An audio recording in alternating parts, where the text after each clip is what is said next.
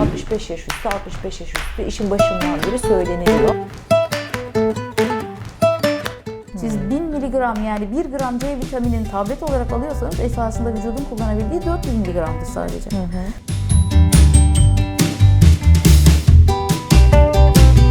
Bizim zayıflama olarak lanse edilen diyetisyenlerin gerçek işi. Biz birinci basamak sağlık hizmetlerinde çalışırız. Yani hastalığın önlenmesi, ilerlemesinin durdurulması ya da mevcut konumun korunması için çalışırız biz aslında. Hepsi bir zincir bence ama şu an daha iyi anladım yani verdiğiniz detaylardan dolayı.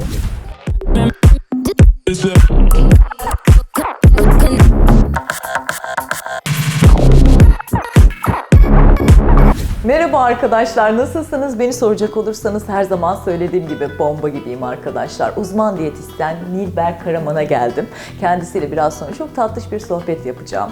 Pandemi sürecinde herkes evlere tıkıldı, abur cuburlara sardı. Bakalım bize ne tüyolar verecek zayıf kalabilmemiz adına. Çünkü spor da yapmıyoruz. Spor salonlarına gitmemizi de önermiyorlar.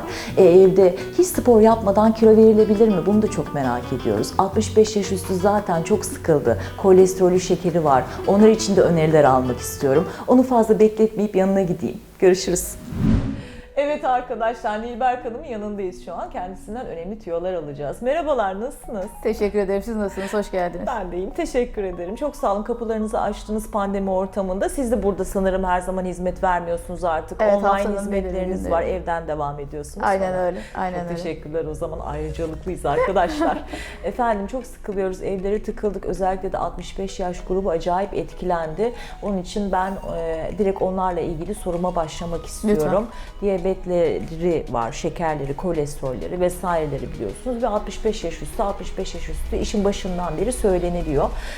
Bir iki saatlik bazen çıkabildiler, bazen komple yasaklar yediler, hareketsiz kaldılar. Haliyle yaş ilerleyince de biraz çocuklaşabiliyorlar. Doğal olarak. Ne önerirsiniz? Bizim Ne için- yesinler, ne yapsınlar, bir tüyolar verin de bir böyle heveslensinler. Benim de evde var çünkü de maşallah iyi götürüyor. Bu arada da şeker tavan yaptı tabii. Eyvah eyvah, ona dikkat etmek lazım tabii ki de. 65 yaş üstünün bizim için özelliği şudur. Yaşlanma süreci dediğimiz şey insan vücudunda hücre yıkımının, hücre yapımından fazla olduğu dönemdir. Bu da hücre yapımını yani onarımını arttıracak şekilde beslenmeyi desteklememiz gerektiği gösteriyor.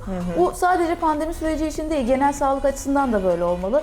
Pandemi sürecinde bahsettiğiniz gibi evlere kapalı kalmak, en azından 1-2 saatlik harekete bile bazen muhtaç kalmak, fiziksel aktivite olarak, eklem işlevselliği olarak ve de alınan kalorinin daha çabuk yakılması açısından bizde çok önemliydi.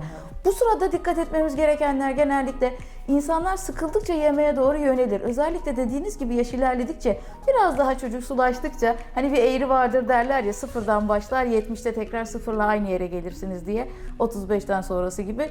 65 yaş üstünde de yiyeceklerimizi özenli seçmemiz gerekiyor. Söz İlk dinlemiyorlar. önce doğal olarak dinlemeyecekler çünkü ilk önce onlar bize öğretiyorlardı. Şimdi roller değişti. Bunu kabullenmek, takdir edersiniz ki zordur, çok kolay olmaz. Öğreticinin öğrenci olması belirli bir süre gerektirir ama kendileri de yararlarını gördükten sonra çok rahatlıkla kabul ederler. Bizim için ilk önce önemli olan şey şu: uyku saatleri, gün içerisindeki aktiviteleri değişip değişmedi. Çünkü evde aktiviteleri devam ediyorsa bizim açımızdan normal beslenmeye devam etmelerinin bir sorunu yok. Ama ev içi aktiviteleri de azaldıysa, uyku saatleri değiştiyse, öğün saatleri değiştiyse orada bir müdahale gerekiyor. Biz genellikle insanlarda streste yemeğe yönelenlerde öğün sayısını arttırıp içeriklerini boşaltırız. Mesela 2 saatte bir. Sabah kahvaltıda kalkınca kahvaltı etmek istemiyor musun? Sütlü kahve yanına ceviz alın. 2 saat sonra bir dilim etimin üzerine labne sürün. Ev yapımı reçelden bir tatlı kaşığı döküp yiyin. 2 saat sonra domates, salatalık, zeytin, peyniri bir kase yapın. 2 saat sonra meyve yapın. 2 saat sonra bir porsiyon köfte yiyin. 2 saat sonra çorba yiyin. Öğünleri bölün. Annem sizi çok sevecek bu videoyu izlediğinde. Reçeller maşallah. Onun beslenme şeklini anlattınız şu an. Önemli olan besinleri neyle yiyip neyle yiyemeyeceğinizi bilmek. Diyabetliler için basit şekeri tek başına almadığınız sürece ve miktarını çok yüksek tutmadığınız sürece yanına bir protein ya da yağ kaynağı koyduğunuzda şeker regülasyonu sağlamak çok kolay olur. Ev reçeli dememin sebebi glikoz şurubu, fruktoz şurubu ya da mısır şurubu gibi istenmeyen öğeleri içermiyor olması. Evde bildiğimiz sofra şekeriyle yapılıyor. Zaten meyve var içinde, ekstra da bir katkı maddesi koymuyoruz. Bundan belirli bir miktarda alıp yanına da peynir almak ya da yumurta koymak ya da zeytin koymak ya da ceviz koymak şekerinizin aniden yükselip pik yapmasını engelleyecek bir öğedir. Çok zor bir şey değildir bu. Meyvanın yanına ceviz koymak, hurmanın yanına fındık koymak ya da evde yapacağınız kendi muhallebi, sütlü tatlı, keşkül, sütlaç gibi yemeklerin yanına bir avuç çiğ fındık koymak hem insanların tatlı ihtiyacını karşılayacak, hem şekerinizin regülasyonunu sağlayacak, hem de sen kendinize yoksunluk hissi hissetmemenizi sağlayacaksınız. Ben şu an sizin sloganınızı anladım, biliyor musunuz? Keşke bütün diyetisyenler sizin gibi olsa. Arkadaşlar, eğer görüyorsanız beslenmenin en renkli hali. Slogan bu. Ama bakar mısınız önerilere? Bence de çok renkli. Herkes için aynı şey geçerlidir. Yaşlılardaki değişen durumumuz şu: kronik hastalık daha yüksek miktarlarda olduğu için, yani görülme sıklığı yüksek olduğu için beslenmede bir iki ayarlama mutlaka gerekiyor. Mesela kullanılan ilaçları varsa mutlaka onları bilmek isteriz. Bir ton. Düzenlerini bilmemiz gerekiyor. Tansiyon ilacı varsa o öğüne yakın şekilde zeytin kullanılmasını önermiyoruz. Mesela tiroid hastalarının tam tahıl ürünlerini kullanması yasaktır. Hashimoto da buna dahil. Ama günümüzde ne yazık ki yanlış anlatım yüzünden herkes tam tahıl ekmeği tüketiyor. Oysa Hashimoto ya da tiroid hastalığınız varsa tam tahıl ekmeği yiyemezsiniz. Sadece ve sadece beyaz ekmek yiyebilirsiniz. Öyle mi? İlacın etkisini yok ediyorsunuz çünkü. Çok Ne ilginç. yazık Mesela evet, geçen senelerde bizimki için konuşayım. Ameliyat olmuştu tiroidlerinden. Hemen akabinde tam tahıl denildi. Hatırlıyorum, yanlış Denilmemesi bilgi. gerekiyor. İki sebebi var. Birincisi, tam taneler iyodu kendi yapısına bağlıyor. Evet. Benzeri, bunun için verilen benzeri ilaçlarla da etkileşim yapılıyor. Cross kontaminasyon deniyor buna. İkincisi, tam taneleri vücutta parçalama süreci çok uzun ve o süre içerisinde iyot açığa çıkıyor. Yani bu ikisi tiroid hastalığı ve Hashimoto hastalığı için en istenmeyen şeyler. Gün içerisinde tamamen tam tahıllı beslenmek ya da sürekli çerez tüketmek, çünkü onlar da bizim için çerezdir, tam tanedir. Evet. Bunlar ciddi anlamda tiroid hastaları için risktir. Farkında olmadan sağlıklı beslendiklerini zannederek aslında kendi kronik hastalıklarını beslemiş oluyorlar. Doğru, çok mantıklı. Bir şey daha ufak öğrendim. tiyolar vardır bunun gibi. Kalp hastaları için kepekli ekmek tüketmek yasaktır. Böbrek hastaları için kepekli ekmek yasaktır. Neden? Çünkü ekmeğin yapısal olarak ekmek olması için %50'sinin beyaz un olması gerekiyor. Bu ekmek yönetmeliğinde var. Açıp gıda tüzüğünden bakılabilir rahatlıkla. Geriye kalan %50 siz belirliyorsunuz. Kepek koyarsanız kepekli ekmek oluyor. Çavdar koyarsanız çavdar ekmeği oluyor. Ama beyaz una dışarıdan eklediğiniz herhangi bir maddeyi yapıya katabilmek için zeytin ve tuz koymak zorundasınız. Zeytinyağı ve tuz. Böbrek ve kalp hastasına tuzlu ve zeytinyağlı bir yiyecek veremezsiniz. Doğru, doğru. Bunlar bizim zayıflama olarak lanse edilen diyetisyenlerin gerçek işi. Biz birinci basamak sağlık hizmetlerinde çalışırız. Yani hastalığın önlenmesi, ilerlemesinin durdurulması ya da mevcut konumun korunması için çalışırız biz aslında. Hepsi bir zincir bence, ama şu an daha iyi anladım yani verdiğiniz detaylardan dolayı. İşe birinci basamakta başlarsanız, üçüncü basamakta tedavi etmeye kadar gitmezsiniz. Doğru. Önemli olanı bu.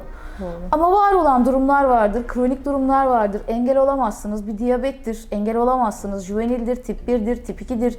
Tip 2'den tip 1'e kaymıştır, pompa kullanıyordur, karbonhidrat sayımı yapması gerekiyordur.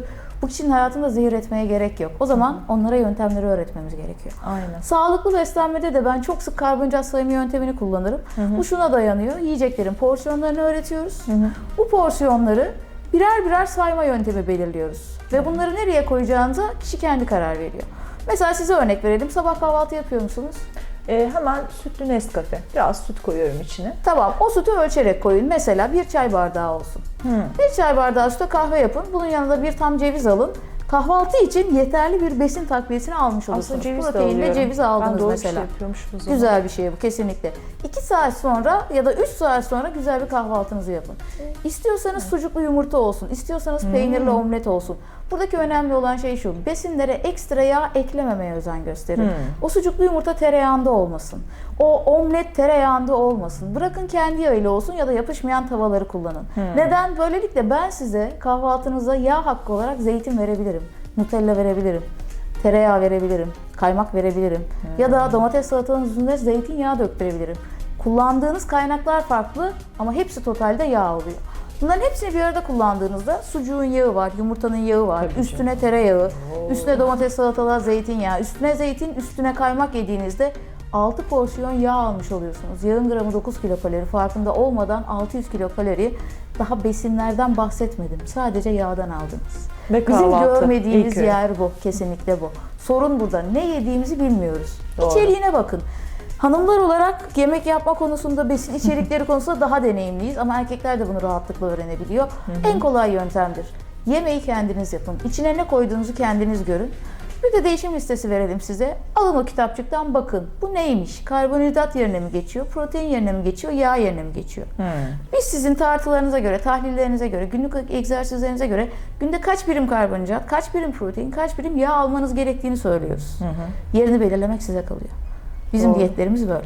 Peki şu anki süreci geçelim ama normal zamanda ilk danışanınız size geldiğinde bir yağ, kas, kemik ölçümü yapıyor musunuz? Mutlaka vücut analizi istiyoruz. Mümkün mertebede. Siz kendi tartınızda yapıyorsunuz onu, değil Evet, mi? biyoimpedans analizi deniyor. Elektrikli bir ölçüm aletimiz var.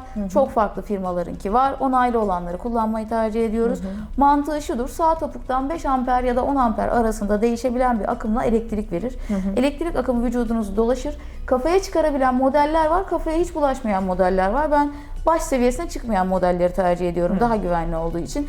Vücuttan dolaşıp sol topuğunuzun elektrik akımını geri alır. Mantık şu: elektrik akımına karşı vücudunuzun bir tepkisi vardır. Etki tepki prensibi, bir fizik kanunu olarak. Yağ dokusunun, kemik dokusunun ve kas dokusunun ve suyun bu direnci farklıdır. Ohm cinsinden direnci ölçüyoruz. Hangi organ buna ne kadar tepki vermiş, bu ne kadar yüzdeli olması gerekiyor. Harris-Benedict formülünde yerine yerleştiriliyor. Vücut analizi bu şekilde tamamlanıyor. Böylelikle sizin kemik ağırlığınızı, kas yoğunluğunuzu, yağ yoğunluğunuzu, organ ağırlığınızı ya da mineral densitenizi görebiliyoruz. Bunlar her zaman %10 ila 20 arasında sapma payı içerir. Evet. Birebir yapılan analizler çok daha detaylıdır. Yatarak yapılır. Ortalama 3 saat sürer.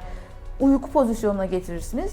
Bizim birçok meslektaşımın da danışma ofislerinde baktığı impedanslarda bazal metabolizma hızını göremezsiniz. Çünkü bazal metabolizma hızı uyku anında ölçülebilen bir hızdır. Bizim gördüğümüz günlük aktivite hızıdır. Evet. Günlük aktivite hızı üzerinden yaparız. Bazal metabolizma hızı istiyorsanız uzanıp 3 saatlik bir ölçümü kabul etmeniz ve uyku düzeyine gelmeniz, solunumuzun yavaşlaması, kalp atış hızınızın yavaşlaması gerekiyor. Bizim yaptığımız günlük aktivite hızı. İlk önce bunu elde ediyoruz.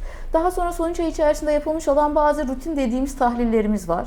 Bu tahlillerdeki her bir parametre, her bir biomarker bizim için bir besin maddesini kontrol eder. Kolesterole bakarız. Hayvansal kaynaklı yiyeceklerden alırız çünkü biz kolesterolü. HDL'ye bakarız. Sert kabuklu yemişlerden, çerezlerden alırız çünkü biz bunun İyi diğer huylu, kötü kaynağını. huylu kolesterol Kesinlikle. falan diyorsunuz. HDL, LDL, IDL, VLDL şeklinde. Trigliseride bakarız. Sıvı yağlardan zeytinyağı, mısır özü yağı, ayçiçek yağı. Bunun kaynağı budur çünkü. Ya da meyve tüketimidir. Trigliseritlerin yükselip yükselmemesi. Buna bakarız. Protein tüketimine bakarız. Albümine bakarız. Demire bakarız. Ne kadar et tüketimi var? Ne kadar demir vücutta kalabiliyor? D3 vitaminine bakarız. Vücuttaki kolesterolün ne kadar güneş tarafından kullanılıp D vitamini haline getirilebiliyor? Çünkü normalde özellikle Türkiye'de biz 8 ay güneş ışığına çok net yararlanabilen insanlarız. Evet, evet. Dışarıdan bu kadar yüksek miktarlarda D vitamini verilmesi gerekmemesi gerekiyor açıkçası. Yani şu zamanlarda Riskli. bütün doktorlar D vitamini şeyinizi muhakkak Takviyesi baktırın. yapılıyor. %50 üstü olmalıymış sanırım Evet. bu lanet virüsten dolayı. Evet, ne yazık korunma ki. açısından. Ama bilinçsizce çok alan var Kesinlikle. bence. Dozunu bilmeden kullanan çok var. Bilmeden işe yaramayacak Böbreklere formları zarar kullanan verir çok mi? var. Verir sanırım, değil mi? Paratiroid hormonla alakalıdır D vitamini. D vitaminin vücuttaki temel görevi kalsiyumu kemiklerin içine sokmaktır. Bağışıklık sistemiyle birebir etkilenen bir vitamin değildir. Kolesterol öncüsüdür. Yani kolesterolden sentezlenip D vitamini haline getirilir. Vücudunuzda yeterli miktarda kolesterol yoksa vücudunuz zaten bunu kendi yapıyor. Ya da besinlerle dışarıdan alıyoruz. Ancak bu zamanlarda D vitamininde bir eksiklik görülür. Ya da siz hiç güneşe çıkmıyorsanız, kapalı olan bayanlar gibi, hiç evet. güneşe çıkmıyorsanız eğer, o zaman takviyesine uygun görürüz biz. Ki normalde gerekli olan gözünüzde güneş gözlüğü olmadan, çünkü gözdeki opsin maddesi D vitamini üretimini tetikler. Güneş gözlüğü takıp güneşlenmeniz D vitamini sentezlemeyeceğiniz anlamına geliyor. Doğru. Herhangi bir krem sürmeden kolunuzun iç kısmı sadece. Hani benim Şöyle bildiğim durun kadarıyla diyorlar. kesinlikle en ince deridir. 20 dakika. Rahatlıkla 15-20 dakika direkt güneş ışığı görecek şekilde başınızı görmeniz gerekmiyor, güneşe bakmanız gerekmiyor. Hani kapalı olan bayanlar için bile uygun bir bölgedir Tabii, burası aynen. çünkü. Şöyle sıvar koyun. Çok Böyle basit bir dur. yöntemdir ama onun yerine uygunsuz formlarda D vitamini almak kireçlenmeye sebep olur birincisi.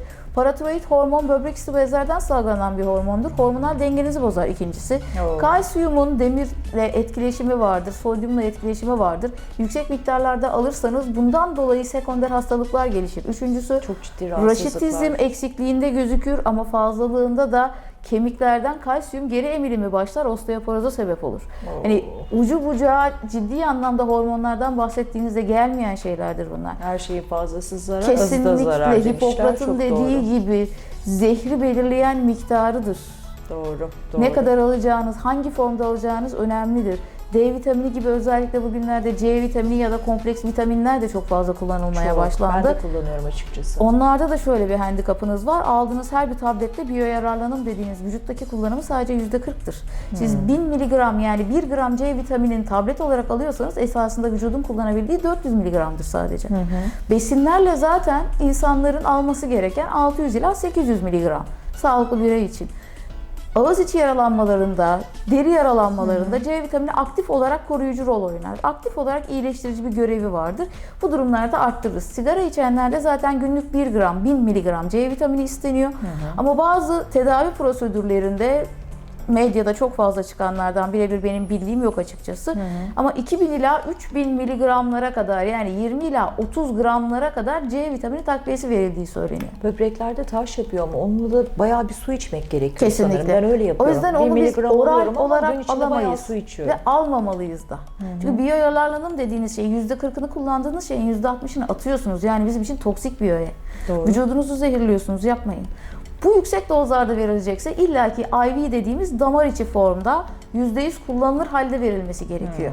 O yüzden lütfen supplementleri bilinçsizce yararı olacak diye kullanmayın. Besinlerden yararlanın. Günde 3 Mandalina, meyve, portakal. kesinlikle günde 3 meyve değil 5 meyve yiyin. Günde 2 defa salata değil 3 defa salata yiyin. Sabahleyin biber ekleyin, maydanoz ekleyin, salatalık ekleyin. Öğle ve akşam yemeğinize kesilmiş kaşık salata değil, söğüş halinde ekleyin. Biyoyararlanımını arttırmış olursunuz.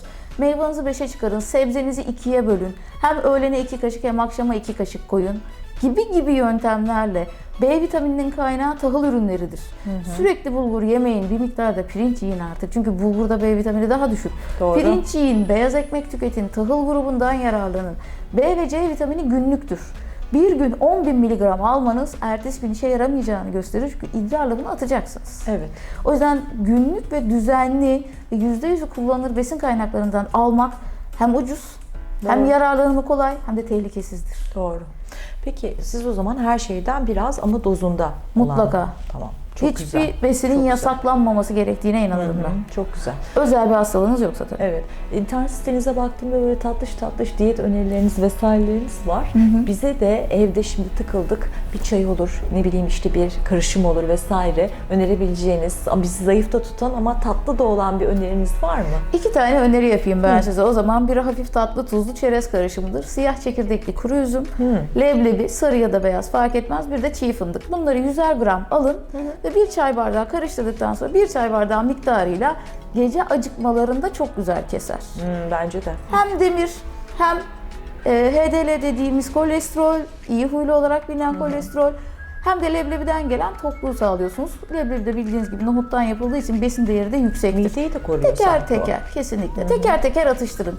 Gece atıştırmalarınızın çok rahatlıkla önüne geçersiniz. Tatlı türlerini çikolatalı ya da şeker içeren ya da yağ içeriği yüksek olan şey biz ikindi gibi hani çay saati dediğimiz 3 ile 6 arasındaki saatte daha çok öneriyoruz. Benim çok pratik bulduğum evde de çok kolaylıkla yapılan bir tarifi vereyim. Borcama petibörleri diziyorsunuz ya da fingerları diziyorsunuz. Çok basit ve içeriği çok sade olduğu için ben bunları öneriyorum. Severseniz kakaolu bisküvi de olur. Onun üzerine evde yaptığımız muhallebiyi döküyoruz. Süper. Onun üzerine isterseniz Nutella, isterseniz çikolataları cezvede eritin. Çizgi harika. geçiyorsunuz. Bir kat daha. Petibör, muhallebi, çizgi çikolata. Petibörlerin boyutu kadar. Bir tanesini kestiğinizde 2 petibör, bir bardak süt, bir tane de bir çay kaşığı da Nutella almış oluyorsunuz. Evet doğru. Çok ideal bir ara öğün. Aynen ama onu yapıp da sabah ertesi gün buzdolabını açtığında görmemek de ayrı bir şok oluyor tabii ki. Tabii. Evde şeker hastası olunca. Muhallebiyi tatlandırıcıyla yapın. Ben öyle yapıyorum. Ödem arttırıcı böyle ben çok ödem tutan bir yapım var. Onun farkındayım. Annede de aynı şey var. Belki de bizim aile genetiğimizde. Olabilir. Birçok insanda da var. Özellikle de bu Akdeniz ve Ege bölgesinde yaşayanlardan nemli havada şişerler. Evet. Bir çay önerisi bulunabilir miyiz? Çaydan ziyade suyla çözmek gerekiyor bunu. Çünkü bitkisel olarak aldığınız her şey, poşetteki çaylar da buna dahil ya da aktarlardan aldığınız bitkileri de kaynatıp kullandığınızda vücudunuzu tembelliğe alıştırıyorsunuz. Yani diyorsunuz ki mesaneye, sen kasılma, ben senin işlevini bitkilere yükledim. Evet. Bu iyi bir şey değil. Vücut tembelliğe çok çabuk alışır. Onun yerine tam tersi, mesaneyi kasılmaya siz alıştırın. Benim şöyle bir tarifim var. Suyun içerisine 1 litre suya 1 tam limon, 1 yeşil elma, 1 portakal, bir de salatalık. Yuvarlak yuvarlak Çok kesip faydalı. suyu bekletin yarım saat kadar. Ben soğuk içmeyi sevdiğim için, bir de meyve suyu tadı aldığım için buzdolabında bekletiyorum. Su bittikten sonra bir kere daha doldurun. Yani 2 litreyi aynı içerikte doldurabilirsiniz. Sonra da içeriğini yiyin, afiyet şeker olsun. Oh, harikasınız vallahi, süper. Peki bir şey daha soracağım. Aklıma geldikçe sizi yoruyorum ama bu pandemi sürecinde doktorlar hep şey dediler. Bu virüs obezite insanları daha ağır etkiliyor. Evet. Doğru mu? Doğrudur. Peki Obezite onlara ne çünkü önerirsiniz? bizim için bir hastalıktır. Obezite bizim okulda gördüğümüz kadarıyla hastalıklarda beslenmede bir hastalık türüdür. Bu zevke kalmış, herhangi bir sağlık zararı olmayan bir durum değildir ne yazık ki. Obezite temel olarak şu demektir: vücudunuzun deri altı yağ dokusu ve damar içi yağ dokusu olmak üzere 2 tür yağımız vardır. Üçüncü tür yağ da biz aslında sağlıklı insanlarda görmezsiniz ama organları çevreleyen ve organları olduğu yerde tutup dış cepheden gelecek olan etkilere karşı koruyan bir yağ dokusudur. Obezite dediğinizde deri altı yağ dokusu, damar içi yağ dokusu ve organ çevresi yağ dokusu aşırı derecede artmıştır. Bu da şu oluyor: artık yağ dokusu kendisi bir doku olduğu için organa gitmesi gereken besini ve kanı ve oksijeni kendi emmeye başlıyor. Yani sizin organ çalışmalarınızı azaltmaya başlıyor. Yani önünüzden yemeye başlıyor. Evet. Organlarınızı değil, yağ dokunuzu beslemeye başlamış oluyorsunuz. O yüzden bağışıklık sisteminiz düşük oluyor. O yüzden bu insanlar hastalıklara karşı daha savunmasız oluyor. O yüzden bu insanların tam kapasiteyle organ çalışması mümkün değildir. O yüzden obezite ne yazık ki bir hastalıktır. Bir fiziksel durum değildir. Hafif kilolu olabilirsiniz. O bile bizim için risktir her zaman. Doğru. Ama obezite bir sağlık sorunudur. Peki ne yapsınlar obezite olan insanlar? Evdeler, spora da gidemiyorlar. Yani bir şekilde yiyorlar. Mutlaka. Yani onların porsiyonları bizden çok çok daha fazla. Birkaç tanıdığım da var. Evet. Dayanamıyorlar. Bu mide hacmiyle alakalı bir durumdur. Biz normalde diyetleri hazırlarken bu detoks diyetleri, sıvı diyetleri gibi fasofiso diyetlerden bahsetmiyorum ama sağlıklı diyetler hazırlanırken hacmi göz önüne almak zorundasınız. Çünkü mide dediğimiz şey su balonu gibidir. İçine ne kadar besin koyarsanız 1-2 zorlanırsınız. Şiştiğinizi, gerildiğinizi hissedersiniz. Ama 3. öğünde mide hacminiz büyümüştür. Artık eskisinden daha fazla yiyebilirsiniz. Farkında olmadan obezite böyle gelişir. Sürekli salata, çorba, sebze, yoğurt yerseniz, ki bunların hepsinin hacmi yüksek, ki suyla karıştığında daha da yüksek hacimli olan besinlerdir. Doğru. Ne yazık ki mide hacminiz 2,5 litreye kadar çıkabilir. 2,5 litreyi siz salatanızı, çorbanızı ya da yoğurdunuzu erişemediğinizde dolduracağınız şey doğal olarak daha yüksek kalorili olacaktır. Artı zaten hoşlanmadığımız göbek görüntüsüne sebep olacaktır. Çünkü dışarıya doğru bir mide sarkması yaşayacaksınız. Bunun için ilk yöntem öğünleri sıklaştırıp içerikleri boşaltmak. Neden? Mideyi küçültmeye zorluyorsunuz. Mide küçüldükçe kendi yediğinizi kontrol etme yeteneğine sahip olacaksınız. Biz yasaklamayacağız. Bu durumlarda aşırı obez insanlarda kepekli ekmek kullanılır. Bunun için çıkarılmıştır zaten. Neden? Çünkü 2 dilim kepekli ekmek 1 dilim beyaz ekmeğin kalorisine sahip. Mide hacmini küçültmek, tokluğu daha çabuk sağlamak için 2 dilim kepekli ekmek verirsiniz. 1 dilim ekmek yerine geçer. Hacim olarak daha çoktur. Öğünün içeriğini küçülttüğünüz sürede acıkma süreniz artar. Siz eğer atıyorum farzı misal kuru baklagil yanına pilav, yanına yoğurt, yanına salata yediniz. Ortalama 4-5 saat acıkmazsınız. Çünkü bunun prosesi, işlenmesi, sindirimi, emilimi bu kadar sürüyor. Ama siz kuru baklagilin yanına bir dilim ekmek yerseniz 3 saat sonra acıkırsınız. Evet, doğru. Amaç bu. Kuru baklagili ekmekle verip 3 saat sonra acıkmanızı sağlamak. O zaman da yoğurtla kraker veririz mesela. Mide hacmini yavaş yavaş küçültebilirsiniz. Bu da ortalama 2-3 hafta sürer. 2-3 hafta sonunda fark edersiniz ki eskisi kadar yiyemiyorsunuz. Ama bunların hepsi bir süreçtir. Hiçbir şey bir gecede Obez olmaz. insanlar için mi 2-3 hafta, yoksa benim gibi Herkes bir için. insan da aynı şekilde Hiç yapabilir değişmez. mi? Obez bireylerde de, sağlıklı bireylerde de, kilo vermek isteyen insanda mide hacminde büyüme varsa bu süreç 2-3 hafta sürer. O zaman 6, 7, 8 öğün bile dağıtabilirler. Kesinlikle olur. Bu tamamen kaçta kalkıp kaçta yattığınıza göre değişir. İdeal olan, mide küçültmeyi düşünmüyorsanız, sadece kilonuzu korumak istiyorsanız, sağlığınıza dikkat etmek istiyorsanız 4 saatte bir öğün almaktır. Çünkü mide hacminin boşalması 3 saat sürer. 1 saat acıkmak için tanımanız gerekiyor kendinize. Yiyebilir durumda olmanız ama açlıktan gözünüzün dönmemiş olması gerekiyor. Birikmiş açlık dediğimiz bir şey var. Mesela siz de işiniz gereği sürekli yollardasınız. Evet. Bazen öğünlerinizi atlamak zorunda Maalesef. kalıyorsunuz. Sonra sofraya oturduğunuzda daha fazla yemek istiyorsunuz. Çok doğru Nilber Hanım. Mesela gastritim var, eritematöz gastrit. 2 saat geçti, unuttum. 3 saat geçti, unuttum. 4. saatten sonra daha yoğun yiyorum. Aynen öyle. Bu birikmiş açlıktır. Çünkü vücut enerji kaybı yaşıyor. Gelen bir enerji yok ama aktifsiniz. Fiziksel olarak enerji harcamaya devam ediyorsunuz. Bunu bir yerden tolere etmesi gerekiyor değil mi? Deposunu harcıyor. Sonra da alarm zillerini çalıyor. Reflüyü de arttırıyor Depo sanki boşaldı. bu 3-4 saatlik süreç yani. Mutlaka arttırır. Evet. Alarm zili de şunu diyor. Depo boşaldı. Hem ihtiyacımı al hem de depoya atacak besin al. Süper. O yüzden çok yiyorsunuz. Bunu yapmamanın yolu 2 saat mi geçti, çikolata olsun hiç fark etmez. Alın bir küçük çikolata, işaret parmağınız geçmesin, atın ağzınıza. Çikolata bile olur yani. Her şey olur. Yeter ki o süreyi 4 saatten daha uzağa götürmeyin. Doğru. 4. saatte hiçbir besine ulaşamıyor musunuz? Çantanıza bir çikolata taşıyın, çantanıza bir avuç ceviz taşıyın. Yandaki bakkaldan bir bardak ayran alın. Hiç fark etmez ne olduğu. Sağlıksız bile olabilir. Gidin jelibon alın. Ama bir şey alın. Doğru. Peki çok zayıf olup da trigliseriti acayip böyle 300-400 olan insanlar tanıyorum. Tabii. Niye öyle? Çok mu abur cubur yiyorlar da onun için o değer yükseliyor? Abur cuburdan ziyade o bizim halkımızın ve bazı doktorların yanlış bilgi vermesinden kaynaklanıyor. Sorun şurada. Trigliserit dediğimiz şey sıvı yağdır. Hayvansal bir kaynağı yoktur. Sadece sıvı yağdır. Zeytinyağı da buna giriyor, mısır özü yağı da giriyor, kanola yağı da giriyor, ayçiçek yağı da giriyor. Zeytinyağı o kadar fazla methedildi ki evet çok iyi bir yağ, çok kaliteli bir yağ. Ama yağın gramı 9 kilokalori ve vücutta belirli bir oranda yağa ihtiyaç var. Siz sabah akşam yağ yiyip kahvenize bilmem ne yağı döküp salatalarınıza etlerinizi yağda kızartırsanız doğal olarak vücut harcamadığı yağı trigliserit olarak depolayacak. Bunun kilonuzla bir alakası yok. Evet çünkü böyle yani tanıdığım Çok zayıftalar çevremde ama ama trigliseritler 300-400. binlere çıkar. Ay evet çok ilgimi çekmişti o. Bunun kiloyla bir gibi alakası şeyler yok. tüketen Kolesterol de aynı şekildedir. Kilodan bağımsız çok zayıf insanlarda çok yüksek kolesteroller görebilirsiniz. Genetik olabilir, genetik hormonal bir sorun olabilir. Bunları parçalayan enzimlerde, lipaz enzimlerinde ya da bunları üreten enzimlerde fazlalık oluyor olabilir. Yetersizlik oluyor olabilir.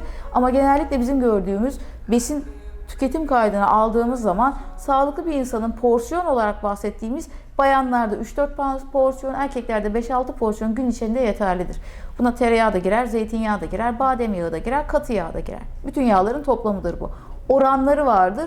3-4-7 gibi. Biz o oranlara göre listenizi hazırlarız, beslenme programımızı ayarlarız.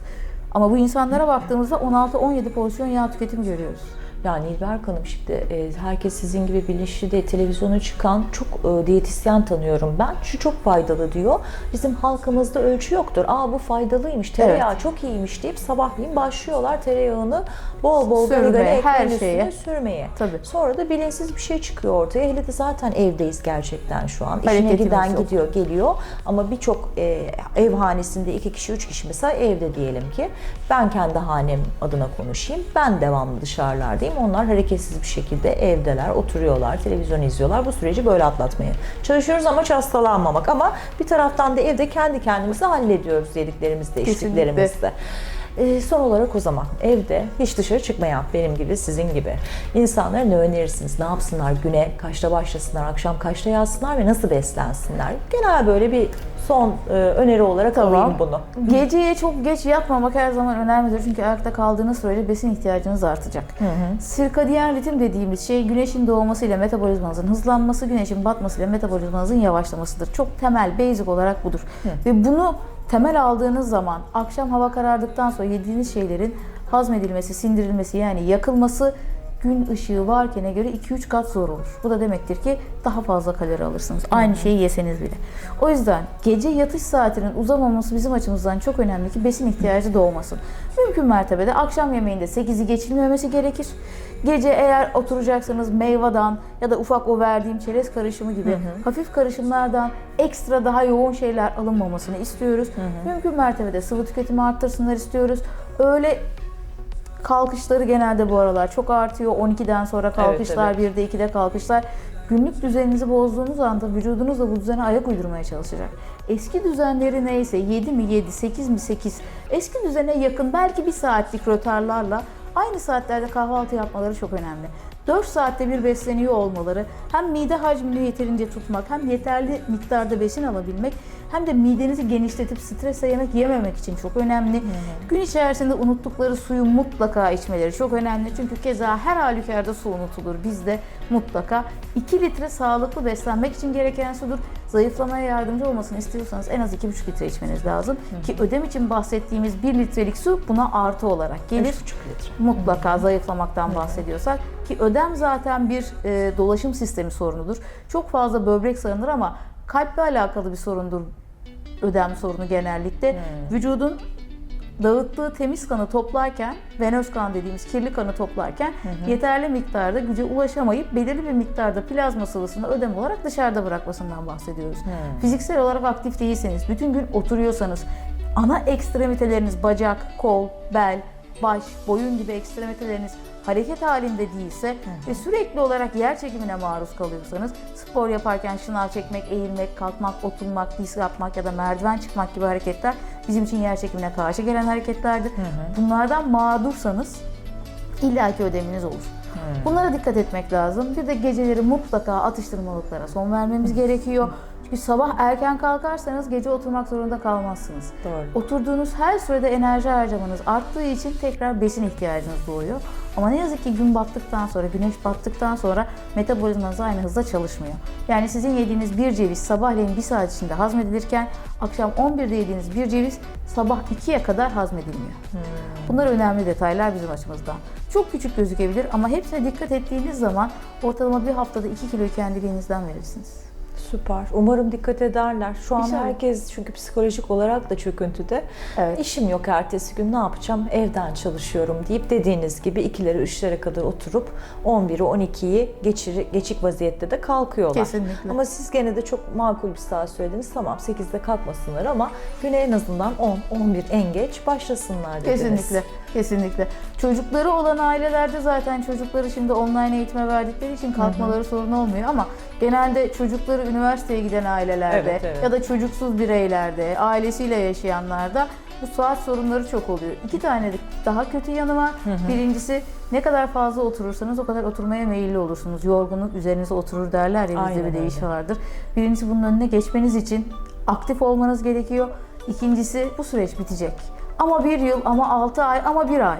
Bu süreç bitecek. Çıktığınız zaman çok fazla yorulacaksınız o zaman. O yüzden Aynen. aktiviteyi kaybetmemek, evde bile olsa hiçbir şey yapmıyorsanız kitaplarınızı indirin, tozlarını alın, geri serin. Evde bir şeyler yapın. İlk karantina döneminde insanlar boyaya vurmuştu kendini. Evet. Dolaplar, Değişik kapılar, kareler gördüm duvarlar, ben de. her yerler boyanıyordu hatırlarsanız. Gene bir aktivite bulun çünkü gene aynı süreçteyiz aslında. Aynen öyle. Doğru söylüyorsunuz. Ağzınıza sağlık. Çok teşekkür ederiz. Ben çok teşekkür ederim. Arkadaşlar bu videoyu eğer beğendiyseniz aşağıya o güzel yorumlarınızı eksik etmeyin. Sizi seviyoruz. Bir başka videoda görüşmek üzere. Kendinize iyi bakın.